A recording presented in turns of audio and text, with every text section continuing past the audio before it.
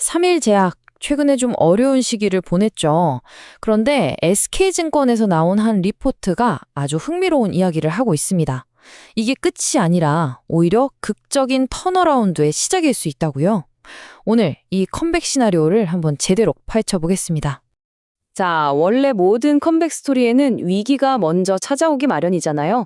3일 제약의 이야기도 바로 이 차트에서 시작됩니다. 2025년 고점 대비 주가가 무려 30%나 빠졌어요. 이러니 투자자들은 당연히 묻고 있죠. 그래서 이 회사의 다음 행보는 과연 뭘까? 바로 이 질문에 대한 답을 찾아보겠습니다. 이 질문에 답하기 위해서 SK증권 리포트가 제시하는 로드맵을 순서대로 따라가 볼 건데요. 먼저 지금 회사가 어떤 위기에 처했는지 보고요. 회복을 위한 세 가지 핵심 포인트를 짚어본 다음에 게임 체인저가 될 수 있다는 신약의 잠재력을 파헤쳐 볼 겁니다. 그리고 이게 숫자로 얼마나 대단한 건지 마지막으로 이 모든 걸 종합해서 회사가 어떻게 재평가될 수 있을지 전망해 보겠습니다.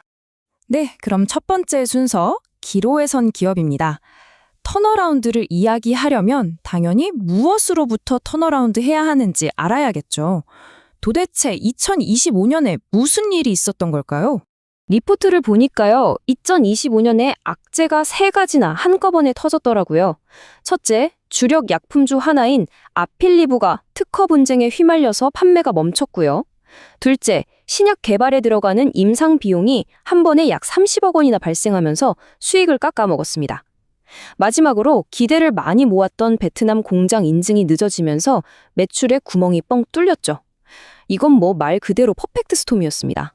하지만 폭풍이 지나가면 또 새로운 기회가 찾아오기도 하죠. 자, 이제 이야기의 초점을 문제에서 해결책으로 한번 옮겨보겠습니다.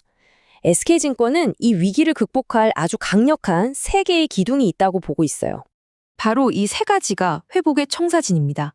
첫 번째는 악재들이 사라지면서 기존의 핵심 사업이 다시 정상 궤도에 오르는 거고요. 두 번째가 바로 잠시 후에 아주 자세히 다룰 신약, 로어 12빈트가 가진 모멘텀입니다.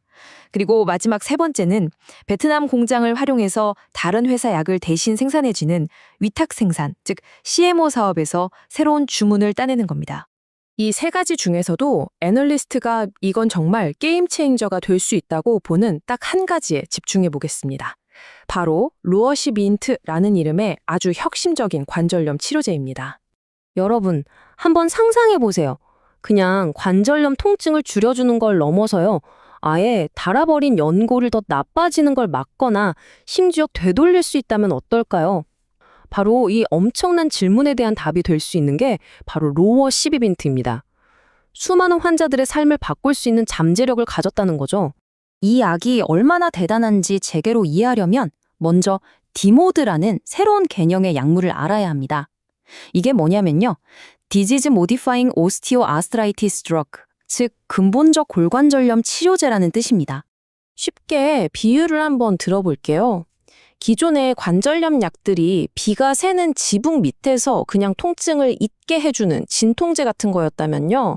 이 DMOAid는 아예 사다리를 타고 지붕으로 올라가서 구멍을 직접 막아버리는, 그러니까 근본적인 해결책에 훨씬 가깝다고 보시면 됩니다.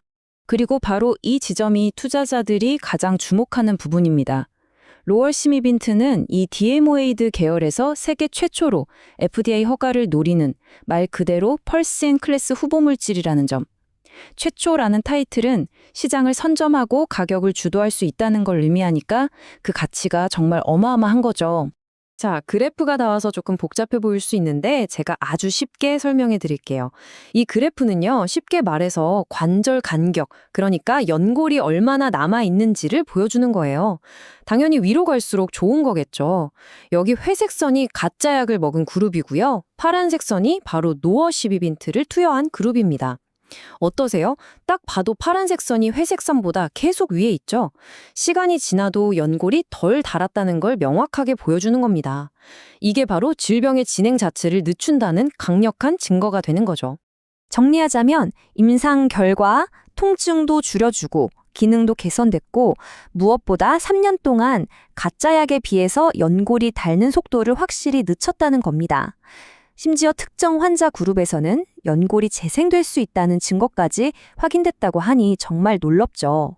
자, 그러면 이 놀라운 의학적 가능성이 과연 돈으로는 어떻게 환산될 수 있을까요? 애널리스트들은 이 시장 기회를 구체적인 숫자로 보여주고 있습니다. 원래 모든 블록버스터 신약의 시작은 거대한 시장 규모에서 출발하잖아요. 우리나라에만 무릎 관절염으로 고생하는 분들이 300만 명에 달하는 걸로 추정됩니다. 그리고 로어 시비빈트는 이 거대한 시장의 가장 핵심을 정확히 노리고 있어요. 바로 전체 환자의 65%를 차지하는 중기 환자들입니다. 이분들이 수술하기엔 아직 이르고 그렇다고 진통제만 먹기엔 너무 아픈 딱 치료 공백 상태에 있는 분들이거든요. 이분들에게 로어 시비빈트는 정말 새로운 희망이 될 수 있는 거죠.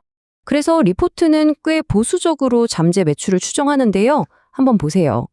예를 들어서 1년 약값을 200만 원으로 잡고 목표 환자의 일부만 확보한다고 쳐도 국내에서만 연매출 4천억 원에 영업이익 800억 원이라는 정말 엄청난 숫자가 나옵니다.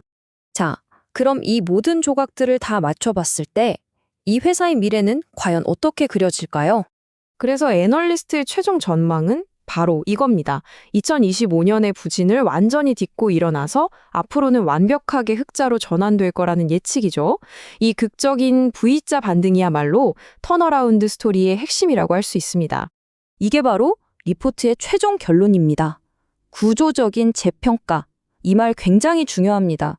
단순히 주가가 좀 오르는 수준이 아니라 시장이 이 회사를 바라보는 관점 자체가 완전히 바뀔 수 있다는 의미거든요. 결국 이 턴어라운드 스토리는 뭐랄까 그냥 하나의 기적이 아니라 아주 잘 짜여진 시나리오에 가깝습니다. 기존 사업이 안정적으로 발판을 딱 받쳐주는 위에 로어 시비 빈트라는 어마어마한 로켓 엔진과 베트남 CMO라는 보조 부스터가 함께 결합된 그런 구조인 셈이죠. 이는 우리에게 아주 흥미로운 질문을 던집니다. 획기적인 과학기술이 기업의 재무적 회복과 만나는 바로 그 지점에서 우리는 아직 오지 않은 미래의 가치를 과연 어떻게 평가해야 할까요?